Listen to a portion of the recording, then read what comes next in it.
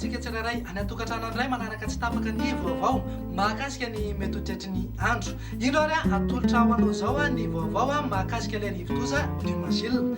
Tamin'ny 12 ora sy sasany teo dia tany amin'ny 700 kilometatra atsinanana somary avaratra atsinanan'ny Toamasina no misy ny fohibeny. Zany hoe voasokajy ao anatin'ilay antsoina hoe forte tempête tropicale izy ndrivotra miaraka aminy dia manodidina eo amin'ny 100 kilometatra isan'ora. Ny tafiditra miaraka aminy kosa dia tafiakatra hatrany amin'ny 570 kilometatra isan'ora. Mikisaka mianatsimo somary atsimo andrefana izy amin'ny hafainganam-pandeha 520 kilometatra isan'ora.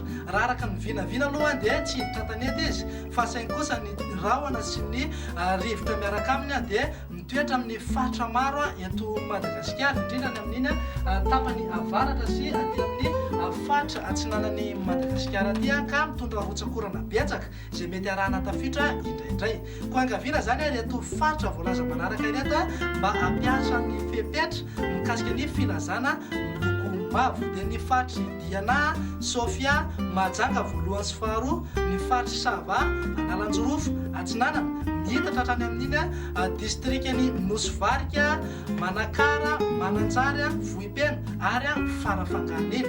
Ny mpampiasa ny ranomasina any amin'ny morontsiraka atsinanan'ny Madagasikara iray manontolo iny kosa dia tanina hatrany mba tsy hivoaka endrika intsony ary anaraka tsakany sy andavany ny toromarika izay omeny ny tompony andraikitra mikasika ny fifamoivoizana any an-dranomasina. Dia izay indray aloha azonao tolotra tamin'ny teva dia misaotra anao nanaraka ny hatramin'ny farany. Manome fotoana anao ho amin'ny manaraka indray. Veloma tompoko.